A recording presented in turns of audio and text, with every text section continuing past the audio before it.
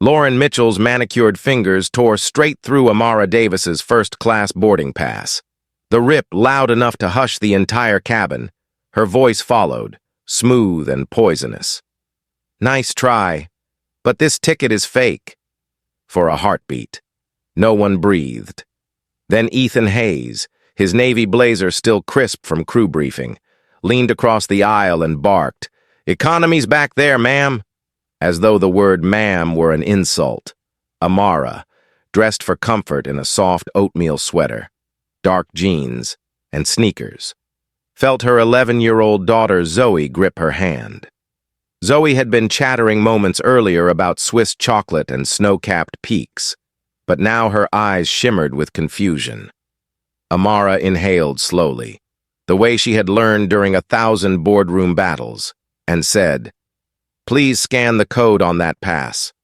Lauren ignored the request, turned to the man in seat 1D, and accepted a folded bill with a grateful nod. Charles Warner had slipped her 2 crisp hundreds, a private bounty to remove the mother and child he deemed unworthy of Zurich's elite row, over the intercom. Captain Robert Klein's measured drawl floated back from the cockpit. "Cabin crew, resolve any seating irregularities promptly." Translation. Amara understood. "Handle it before I have to." The captain never bothered to verify what the irregularity was. Zoe's voice quavered, soft but certain. "Mom, we belong here, right?" Amara squeezed her daughter's fingers. "Absolutely," she replied, meeting Lauren's stare without blinking. Seats 2A and 2B gleamed a foot away, waiting for them.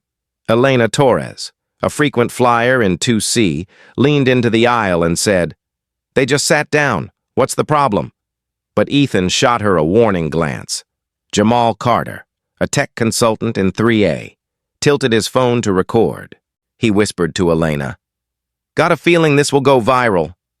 Lauren snapped her fingers at Daniel Pierce, the bulky security officer stationed near the galley, and hissed, "Remove these 2 for attempting to board with forged documents." The accusation hung in the air like turbulence no one expected. Amara kept her tone even, each syllable spaced for anyone listening. "Those passes came directly from your airline's own app.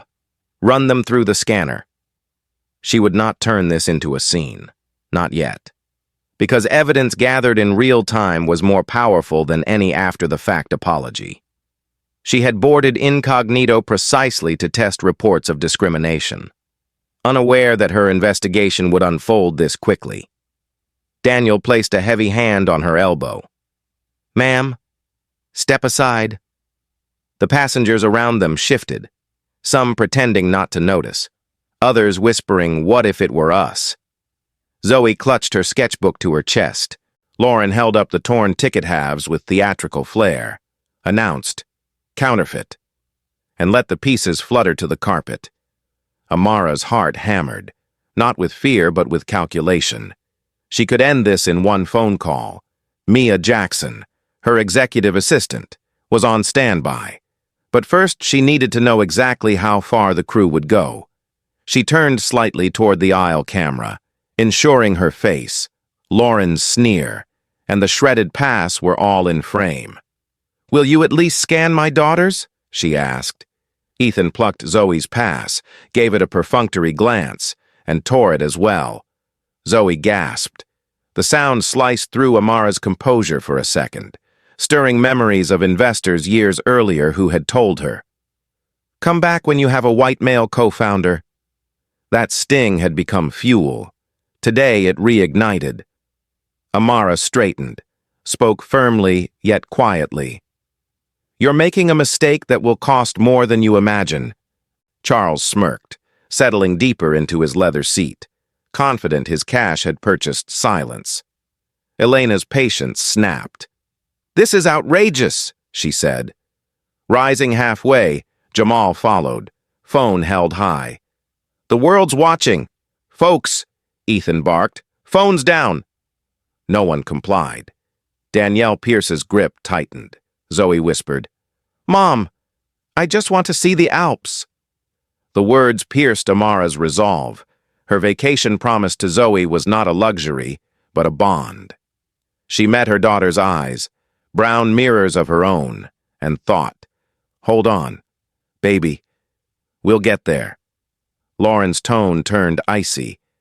"You don't belong in first class, and the captain trusts me." Amara studied the attendant's nameplate, committing every detail to memory. "Your uniform should stand for safety and service," she said, voice warm yet unyielding. "Instead, you're turning it into a costume for cruelty." A rustle spread through the cabin as passengers processed that line. Simple, calm, devastating. Ethan attempted one last push. "Stop resisting or I'll call Port Authority." Jamal filmed him point blank. Daniel spoke into his radio, but hesitation crept into his baritone. The optics were shifting, and he felt it. Amara extended her phone, screen illuminated with the boarding record still visible in the airline app. "Scan it," she paused, letting the tiny word linger. "Please." Lauren refused to look. Zoe's small hand shook, but she raised her chin. Elena murmured, "Hang in there, sweetheart." The cabin air seemed to thicken. Even the hum of the auxiliary power unit felt louder. Tense. Ethan's gaze flicked to Charles. The passenger gave a subtle nod, as if to say, "Keep going." Amara caught the exchange. Daniel exhaled, uncertain. Policies flickered through his head. Customer is always right unless threatening safety. But where was the threat? Amara's calm unsettled him. She returned her phone to her pocket and spoke just loudly enough for row 3 to catch. "Zoe, remember what I told you about courage? Sometimes it means standing still while others unravel." Zoe swallowed, nodded. The girl's composure shamed the adults. Lauren glanced around. Support wasn't coming. Robert's voice drifted from the cockpit again, less confident. "Cabin crew, status?" She thumbed her interphone. "We have 2 fraudulent passengers refusing relocation." Amara felt the final click of her internal timer. Enough evidence. She looked down at the torn tickets, then at Daniel, and finally at Lauren. "Document every second," she murmured to Jamal. "Truth travels faster than planes." For the first time, Ethan's voice cracked. "Let's just reseat them in economy and avoid delays." But Lauren, pride wounded, spat. "They can wait in the terminal for standby." Amara smiled, small and surprising. She reached for Zoe's hand, pressed a gentle kiss on her daughter's knuckles, then straightened and spoke to the entire cabin. Her words flowed evenly, punctuated for anyone listening through earbuds or assistive speakers. "Ladies and gentlemen, my name is Amara Davis. I am a paying passenger, traveling with my daughter, holding legitimate first-class tickets. We have been publicly defamed and unlawfully denied our seats." She paused, breath caught across the rows. "If any crew member believes otherwise, present proof. If not, please step aside so my child may sit." Silence. Then a low murmur of agreement. Elena nodded vigorously. Jamal announced, "This is all on record." Charles shifted, money suddenly powerless. Lauren hesitated, eyes darting to Ethan, to Daniel, toward the cockpit. No one moved. In that hush. Amara's phone vibrated. Mia's name on the screen. Amara answered softly. "Mia, begin the clock." She ended the call and slid the device into her pocket. 15 minutes. That was all the time the crew had left, before she guided Zoe toward their seats. Amara crouched to gather the shredded passes, folding the halves together as though piecing back respect itself. She held Zoe's gaze. "We belong everywhere our integrity carries us," she said, voice low, steady. "Remember that?" Then mother and daughter stepped forward. 2 leather seats waited. But the real journey, the one that would shake an airline, rewrite policies, and prove a promise, had only just begun. The cabin was still tense from the ticket debacle when Lauren returned, this time with her arms crossed tight and her chin lifted like she was auditioning for power. She stood in the aisle beside Amara and Zoe, her voice sharper now. "You've disrupted boarding. Either move or be removed." Amara stayed seated, calm as ever, one arm around Zoe's shoulder. "You destroyed our boarding passes without verification," she replied evenly. "And now you're doubling down?" Lauren didn't answer, because just then Ethan burst back into the cabin, voice pitched high with faux outrage. "They stole Charles's wallet!" His words cracked like a whip across the rows. Gasps rippled from several passengers. Zoe stiffened. Amara's expression barely changed, but her jaw locked. Ethan pointed directly at Amara, then to her bag tucked beneath seat 2A. "Check her purse. Charles says he saw her take it." Amara turned to Zoe, who looked more confused than ever. "Mom, what's happening?" the girl whispered. "It's not true," Amara murmured back. "Stay calm." She turned to the crew. "If there's a missing item, check the cameras, check the cabin, but don't you dare accuse my child or me without proof." Lauren looked past Amara toward the cockpit, waiting for a signal. It came. Captain Roberts' voice slid through the intercom like ice. "Security. Verify the claim immediately." Daniel Pierce stepped forward, this time with one hand already on his belt, ready to escalate. "We need to search your belongings." Amara stood now. Her voice didn't rise, but it carried across the first-class cabin. "On what grounds? You already tore up our tickets. Now a passenger, who bribed your crew, is accusing us of theft, and instead of questioning him, you're treating us like criminals?" She turned slightly, ensuring the overhead camera had her in frame again. "This isn't about a wallet. It's about bias. It's about appearance. It's about Charles Warner deciding my daughter and I don't look like we belong here." A few rows back, Elena Torres leaned into the aisle, eyebrows furrowed. "This is getting out of control. I watched them sit down. No one took anything." Jamal stood again. "You're gonna strip search them based on a rumor?" Just as Daniel took a step forward, a new voice chimed in, soft but confident. "Excuse me." It was Sophie Nguyen, the youngest of the flight attendants, clearly nervous, but her conscience was louder than her fear. She stepped beside Elena and said, "I just came from the galley. Charles has his wallet. It's in his coat pocket." Silence. Then Jamal, louder. "Say that again," Sophie repeated, firmer this time. "He never lost it. I saw him checking his coat just now." Ethan lied. The color drained from Ethan's face, but he pushed back. "She doesn't know what she saw. Charles said it was gone." But now everyone was watching. Elena, Jamal, half the cabin, even a woman across the aisle who had stayed quiet until now, quietly filming the entire ordeal on her phone. Amara looked at Ethan, her voice smooth but brimming with authority. "You're trying to remove us with a false accusation. That's slander." Daniel hesitated. "Ma'am, we still need to confirm." "Then confirm," Amara snapped. "But do it properly, not through lies and theatrics." Zoe, her voice barely audible, whispered, "I didn't do anything. Mom, I didn't even move." Amara leaned down, brushing hair from her daughter's forehead. "I know, and they'll know too." Jamal stepped into the aisle, blocking Daniel's path. "You're not searching anyone until you check Charles's coat."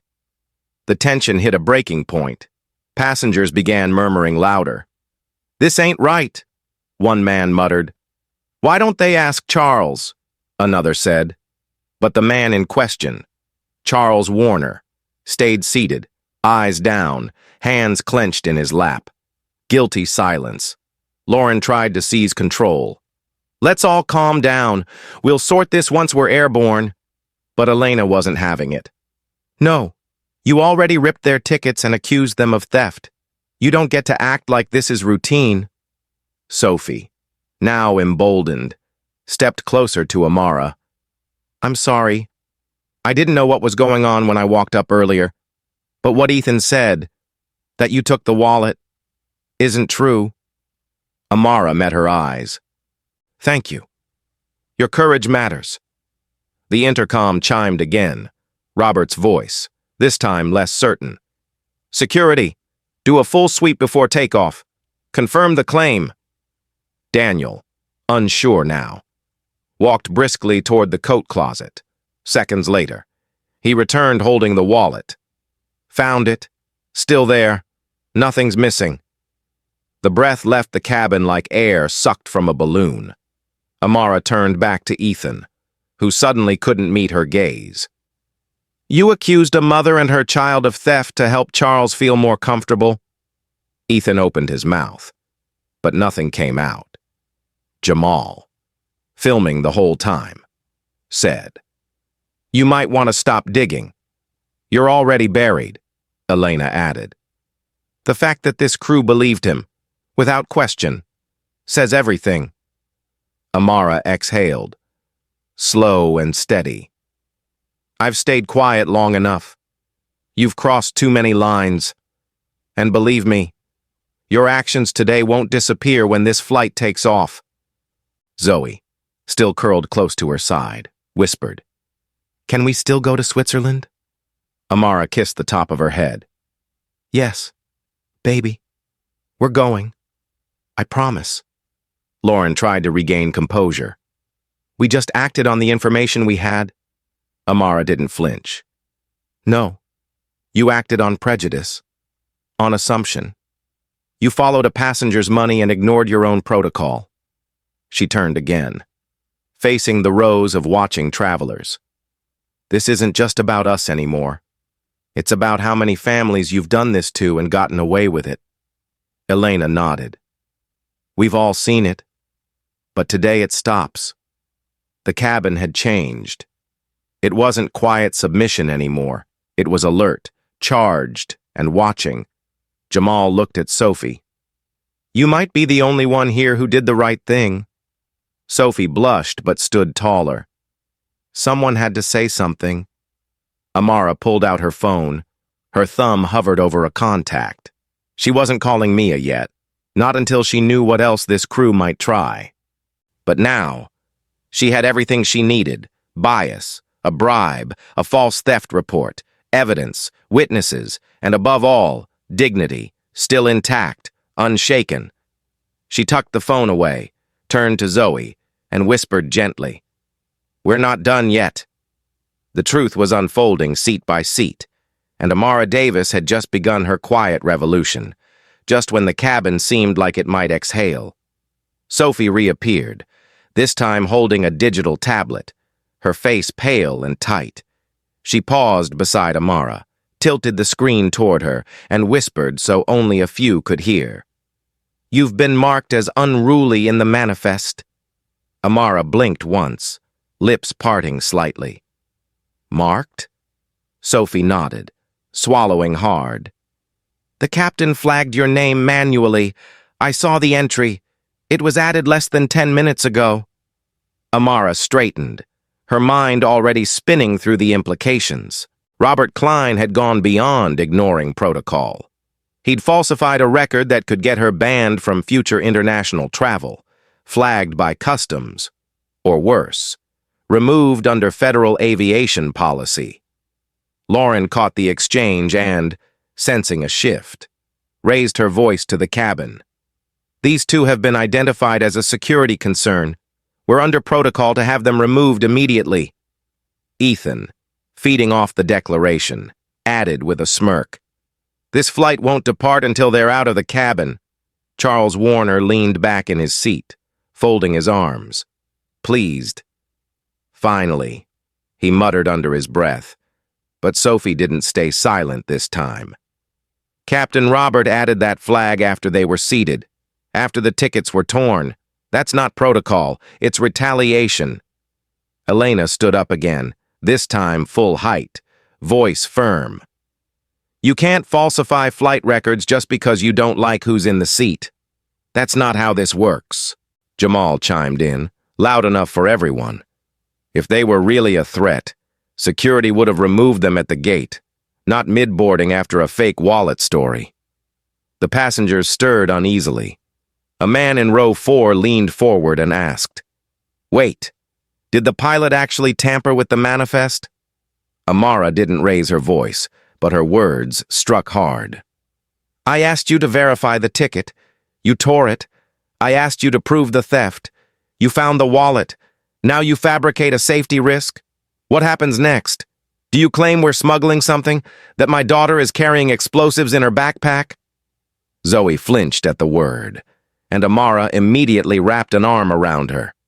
"I won't let you turn her into a threat just because she doesn't look like your version of a first-class passenger," Daniel Pierce, who had up to this point followed orders with robotic detachment, now hesitated near the aisle. "Captain says she's a threat," he muttered, almost to himself, but his stance faltered.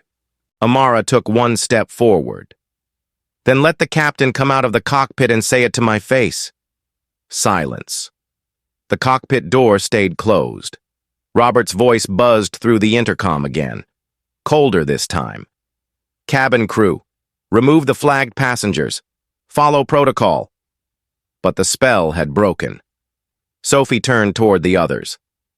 "There's no protocol that says we ignore proof, ignore real-time footage, ignore passengers and just obey bias. We're supposed to serve, not destroy reputations." Lauren's face flushed, her eyes darting toward Charles, as if looking for rescue. But he stayed seated, smug but silent. Ethan doubled down. "This is delaying departure. We need them gone," Elena snapped. "You need to sit down and shut up." Gasps followed, then a ripple of quiet cheers. Jamal walked to Daniel's side, holding his phone high. "You're being recorded. All of this manifest thing. That's federal. You sure you want your name attached to it?" Daniel blinked slowly, the weight of liability finally creeping in. Sophie tapped the screen again and showed it to Elena and Jamal. "It was changed at 11:52. That's 7 minutes after she boarded. I can testify. So can the time logs." Amara spoke now, voice razor sharp. "What you've done isn't just wrong. It's illegal. You've tampered with airline records to justify discrimination." She turned to face the rows of passengers behind her. "Let me ask all of you something. If I had been white, in a business suit, with a briefcase instead of a backpack and a daughter with blonde curls instead of braids, would you have torn my ticket? Would you have said I was a threat? Would you have believed Charles?" No one spoke, but no one looked away. Not anymore. Lauren tried one final tactic. "You're escalating the situation. Ms. Davis," Amara snapped. "Amara Davis." The name didn't register yet. That would come later. For now. It hung in the air like a quiet countdown, Jamal said. "That manifest change? It needs to be reported," Elena added, "and every single person involved held accountable." Then came the chant, low at first, then louder. A woman in row 5 started it. "Let them fly!" A man in row 6 echoed, "Let them fly!" Soon, the whole cabin was saying it, like thunder through the aisles. Daniel looked at Lauren, she looked at Ethan, and for the first time, they looked scared. Sophie stepped between them and Amara. "You can't fake protocol to silence passengers, not anymore. We all see it now." Amara turned to Zoe and whispered, "We're almost through." Over the speaker, Robert's voice cracked, a rare thing from a captain. "Crew, please, manage the situation before I call airport command." Amara faced forward. "Do it. Call them. Because when they get here, I'll show them everything. The footage, the torn passes, the altered manifest, and the bribe your crew accepted." Her voice softened only for Zoe. "We're going to Switzerland, sweetheart. I promise." Lauren started to protest again, But Ethan's voice cut in first, flat, almost panicked. Charles gave us cash to clear the seats. The cabin went quiet. Charles sat up suddenly. You weren't supposed to say that, he hissed. Lauren stared at Ethan, mouth open. What are you doing? He shrugged. I'm not losing my job over this. Amara stared at him for a long moment. You already did. And with that, she pulled out her phone and pressed the screen. 1 ring, 2. Then Mia Jackson's calm voice answered. Ready? Amara looked toward the front of the cabin and said clearly, It's time. Bring in Samuel. She ended the call and returned the phone to her pocket. The passengers murmured again, this time not with suspicion, but with curiosity. Who was Amara Davis really? Zoe gripped her mother's hand, her voice steadier than before. Do we get to go now? Amara kissed her forehead and nodded. Yes, baby. But first, they go. The cabin wasn't just watching anymore. It was waiting. Something bigger than seats and tickets had shifted.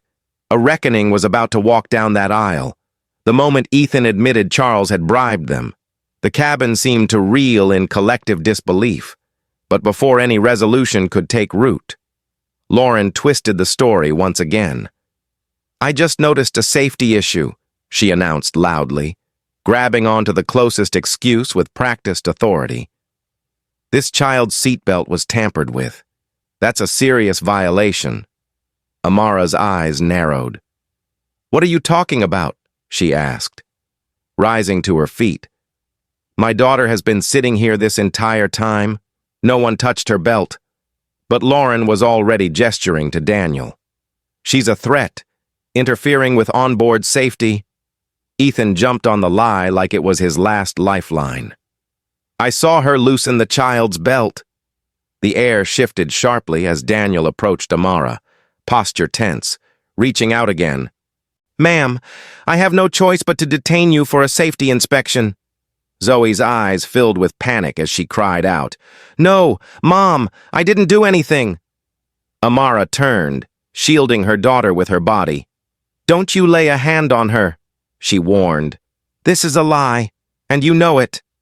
Elena stood up from her seat and called out. I've been watching the entire time. No one touched that belt except Lauren. I saw her lean in while pretending to adjust the tray table. Jamal moved into the aisle once again, blocking Daniel's path with his arms wide. You're not detaining anyone. You've already framed them with a fake theft, tore up their real tickets, changed the manifest, and now this? His voice boomed. You're staging a threat now? Really? Several passengers murmured in agreement, and phones lifted again into recording mode. That's when Sophie stepped forward, eyes filled with quiet fury. Lauren loosened that belt, she said. I watched her do it 5 minutes ago while pretending to check on Zoe. It was deliberate. Lauren's face drained of color. That's a lie, she snapped, voice cracking. Sophie didn't flinch. No, it's the truth. You set her up, just like you helped Ethan set them up for theft, just like the manifest tampering. It's all falling apart now, and you're scrambling. The words hung in the cabin like smoke. Daniel's hand dropped away from his radio. Passengers shifted uncomfortably, many of them no longer confused, but angry. Charles, still seated, muttered, She's not crew. She's a threat. Get them out before this turns worse. But no one moved. Not even Ethan. Amara stood tall, her hand resting lightly on Zoe's shoulder. You're desperate, she said to Lauren. You've run out of lies, so now you endanger a child to cover your own collapse. Her voice never wavered, but the emotion crept in, steady and devastating. You're not just wrong. You're dangerous. Robert's voice crackled over the intercom again, now laced with frustration. Cabin crew, control the situation or we delay departure indefinitely. But this time, there was no movement from Lauren or Ethan. Even Daniel was frozen, eyes darting from Sophie to the passengers to the child now crying softly in her mother's arms. Jamal turned to the rest of the cabin. This is beyond personal bias. This is criminal now. You tamper with a child's safety equipment. You don't belong on this aircraft. Period, Elena added. I've filed complaints before. Nothing was ever done. But now people are watching. Now we have witnesses. Phones were still recording. A man 3 rows back shouted, "You're gonna be on the news tonight, Lauren." Amara raised her phone slowly, tapped a few buttons, and brought it to her ear. "Mia, we have a full safety fabrication now. Yes, Zoe's seatbelt. I want the board informed immediately." She paused, eyes still locked on Lauren, then added, "Also, contact airport security. I'm not waiting for the captain to play cleanup." Sophie turned to face Amara directly. "I've already documented everything. I'll testify. I've had enough of this.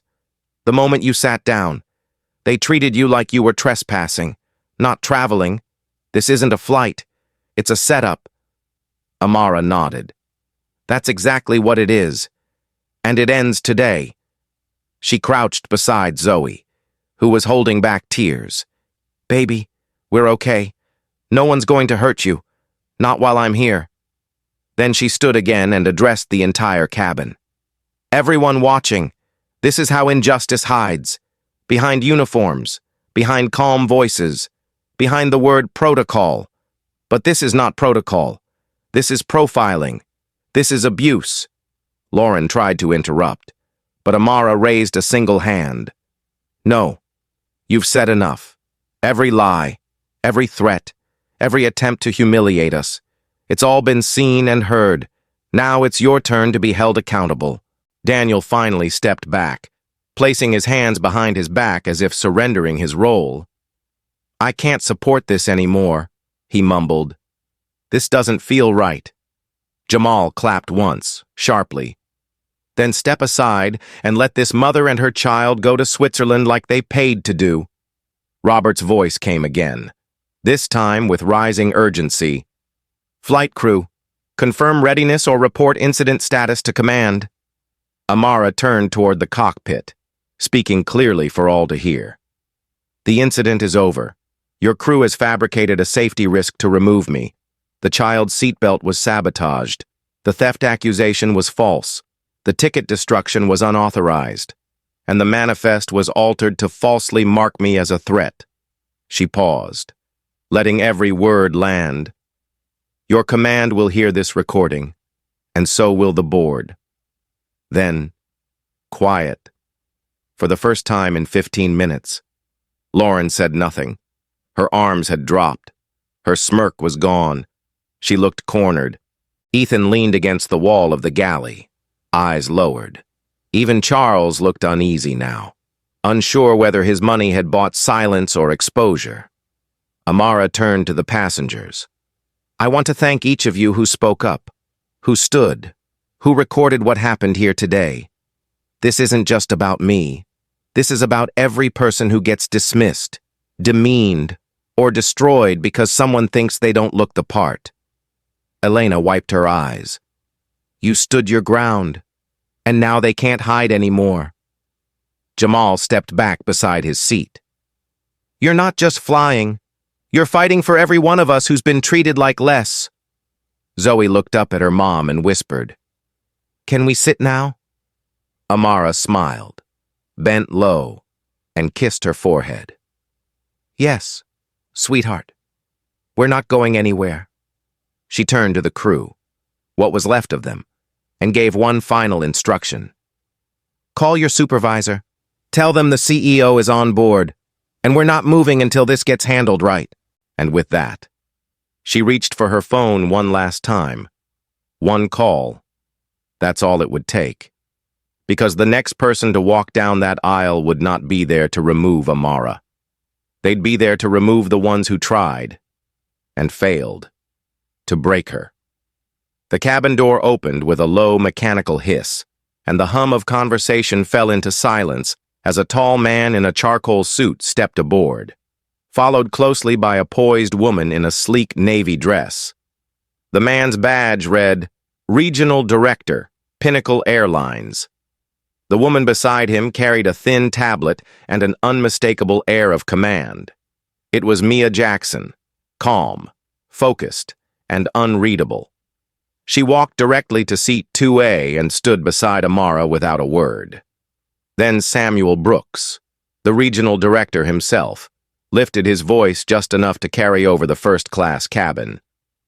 "Ladies and gentlemen, thank you for your patience. I'm here on behalf of Pinnacle Airlines executive leadership. I'd like to formally acknowledge that Amara Davis, seated before you, is not only a paying first-class passenger on this flight to Zurich, but also the CEO and 25% shareholder of Pinnacle Airlines." A collective gasp swept across the rows.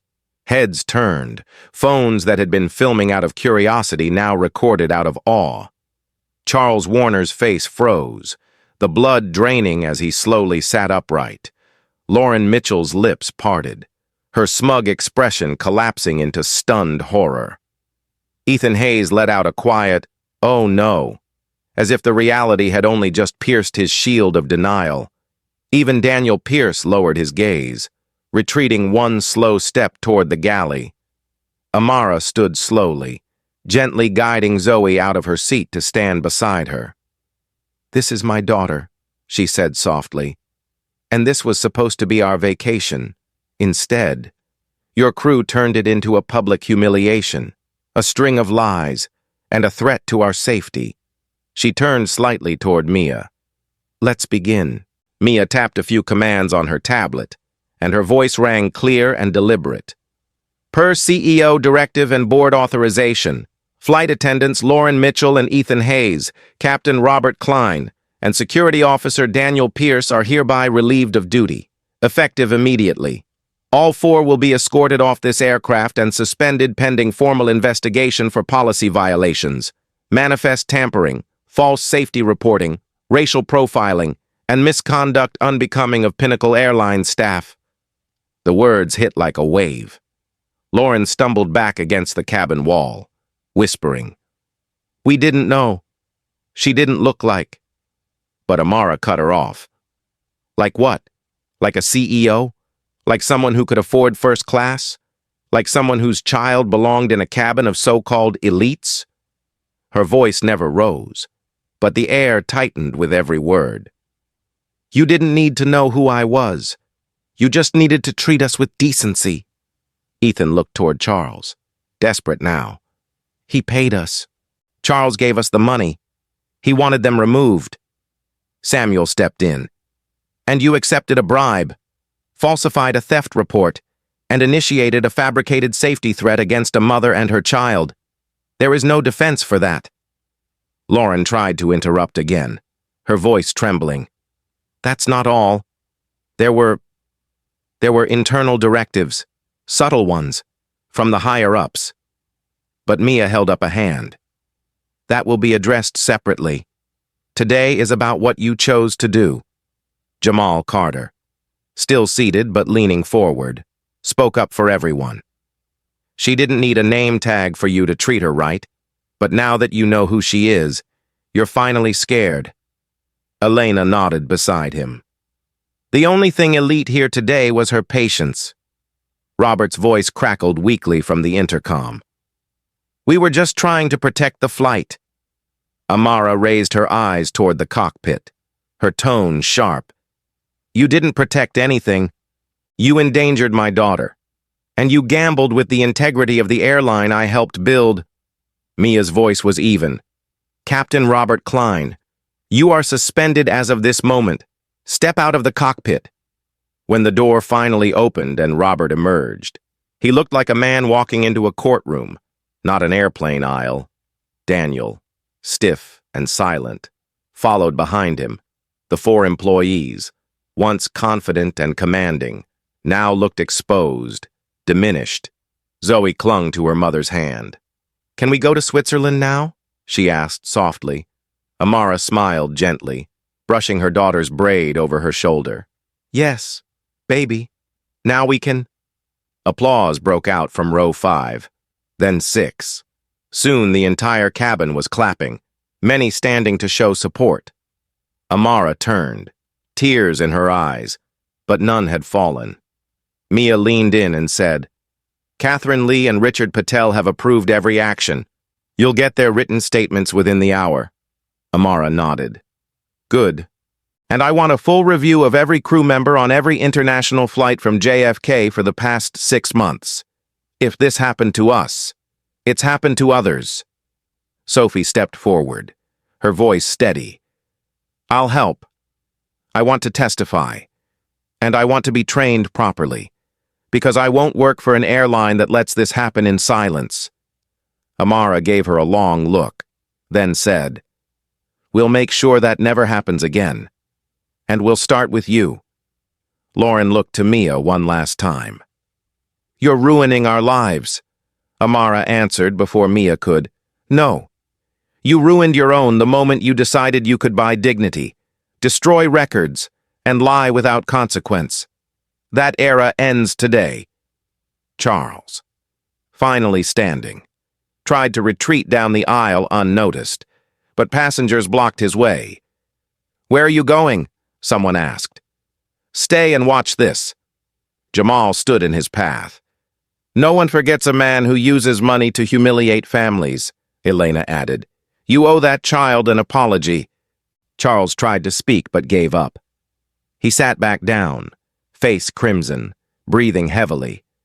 Samuel addressed the cabin once more. "We understand the delay this has caused.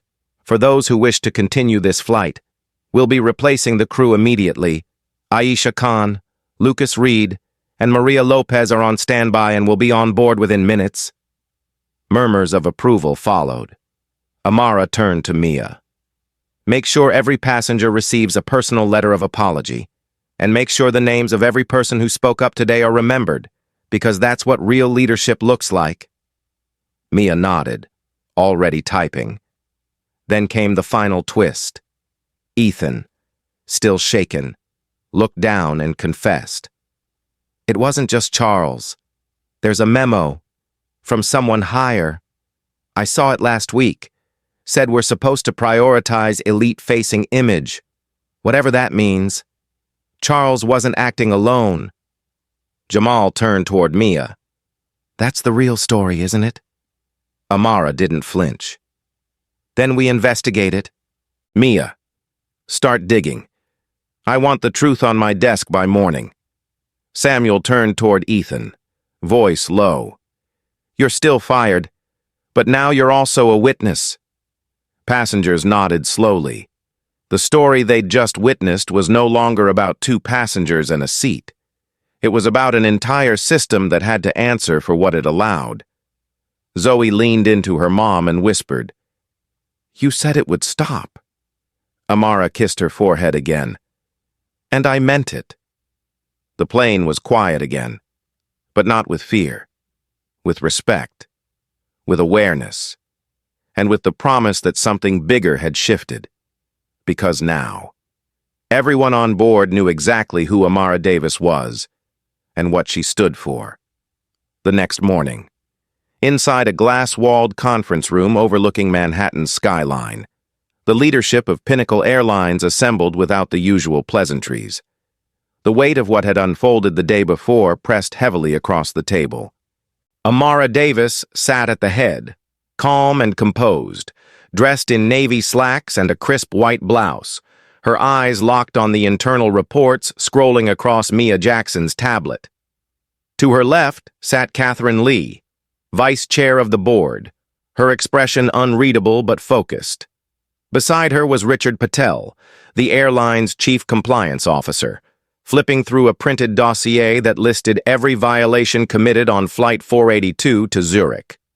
At the far end sat Samuel Brooks, hands folded, having already briefed everyone on the firings of Lauren Mitchell, Ethan Hayes, Captain Robert Klein, and Daniel Pierce. Amara broke the silence first. "The public will expect accountability, but what I care about is fixing the culture that allowed this." Catherine nodded. "As of this morning, all 4 individuals have been officially terminated. Their access is revoked, and severance canceled under cause," Richard added. "We've also issued a preliminary apology to all passengers on the manifest. along with travel credits and a personal note from your office. Amara turned slightly to Mia.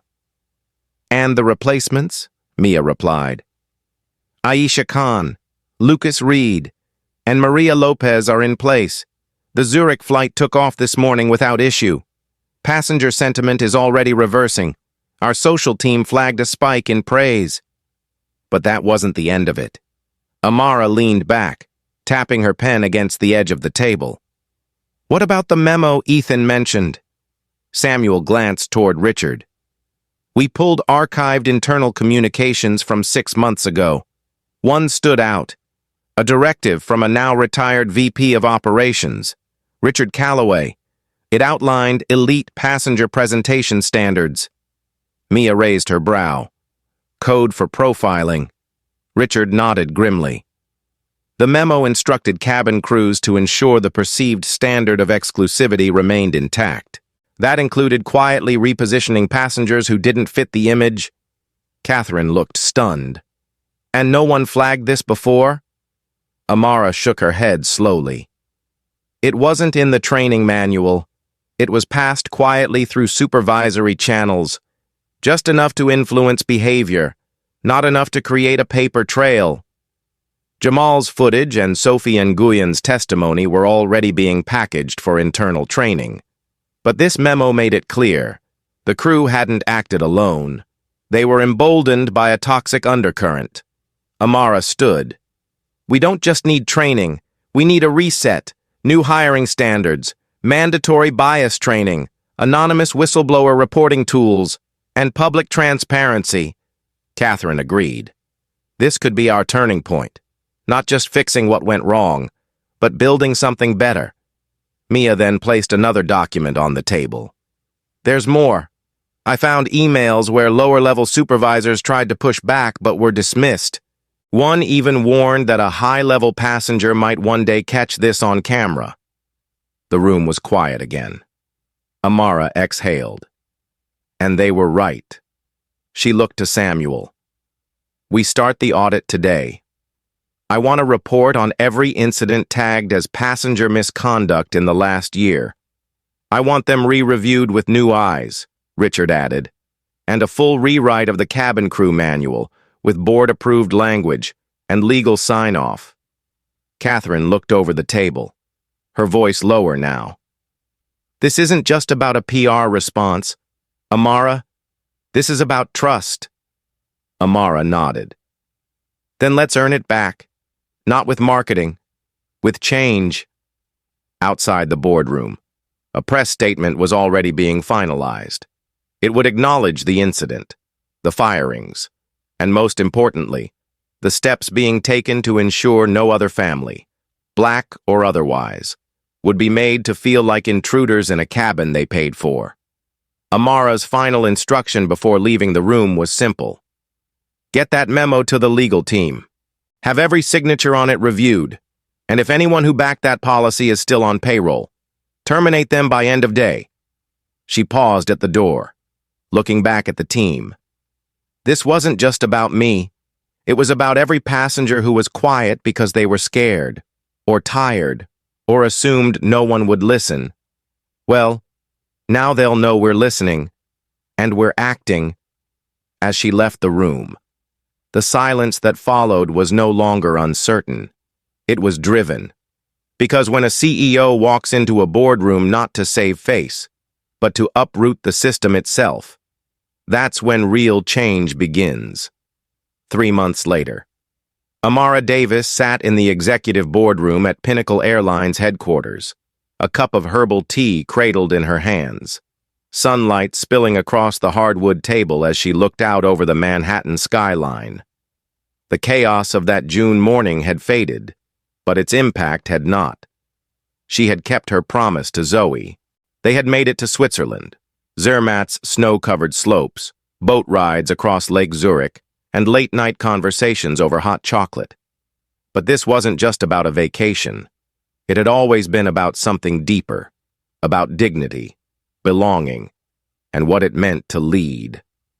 Since the incident, Pinnacle Airlines had undergone a transformation, Catherine Lee and Richard Patel had overseen sweeping policy reforms, from bias awareness workshops for every staff level to the installation of anonymous reporting systems that allowed crew and passengers to submit discrimination complaints without fear. Amara had personally overseen the creation of a new hiring initiative focused on diversity, not just in race or gender, but in experience and empathy. "We don't just need qualifications," she told her staff in one of many training videos. "We need heart. We need people who understand that every passenger is someone's family." Sophie Nguyen had become one of the airline's rising stars, helping design the next wave of onboarding programs and even speaking on panels about ethical leadership. "What I saw that day changed me," she shared during a company-wide seminar, "because when you witness someone stand tall while being torn down, you remember it." Elena Torres and Jamal Carter were invited to speak at Pinnacle's quarterly summit. Jamal had turned his video footage into a short documentary. Now used in employee training, Elena had started an online support forum for travelers who had experienced bias in travel. "You're not crazy. You're not overreacting," she'd said. "Sometimes, the system is stacked against you, but people like Amara prove that it can be unstacked, one truth at a time." Amara's op-ed, titled "First Class Doesn't Equal First Human," had gone viral, published in major national papers and reshared by civil rights leaders and industry CEOs alike. "My daughter asked why people were being mean to us," Amara had written, "and I told her, some people fear what they don't understand. But that's not an excuse. That's a call to lead differently."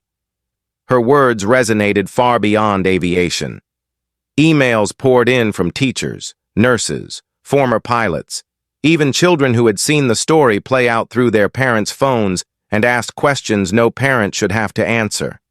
Mia Jackson, now Chief of Staff, stood proudly at Amara's side through every step.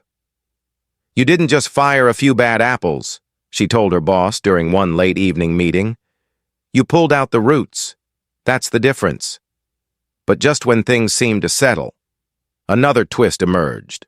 A whistleblower from inside the airline's legacy archives came forward with years of ignored discrimination complaints, paper trails that had been quietly buried, emails that had gone unanswered, and incident logs that had been reclassified as customer misunderstanding.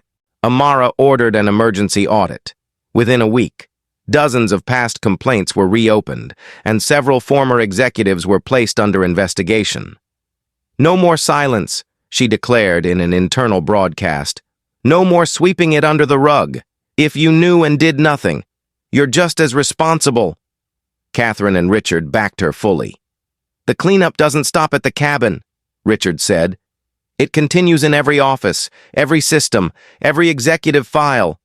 And with that, Pinnacle Airlines launched the Aviation Equity Initiative, a new arm of the company dedicated to setting industry-wide standards for anti-discrimination training, fair hiring, and passenger protections. On September 29th, Amara took the stage at a global aviation summit. She wasn't there to gloat or celebrate. She was there to redefine what leadership looked like. "You want to talk about turbulence?" she began, pausing for effect. "Try having your child watch you be accused, insulted, and threatened, all before takeoff. Then ask yourself if your airline's policies are really built for everyone, or just for some." Her speech brought the room to its feet. The applause wasn't just for what she'd endured, it was for the way she had turned it into purpose. Afterward, back in her office, Zoe sat curled on the couch, sketchbook in her lap. "Did they like your speech?" she asked. Amara smiled. "They did. But what matters more is that they heard it." She knelt beside her daughter. "I did all of this so that the next time you fly, no one will ever ask if you belong. They'll just welcome you on board." Zoe hugged her tightly, the moment simple, but filled with meaning. As Amara looked out across the city once more, she felt it, not just peace, but legacy. And with one final deep breath, she turned back to her desk, ready to keep flying forward, because justice hadn't just taken off that day. It had landed.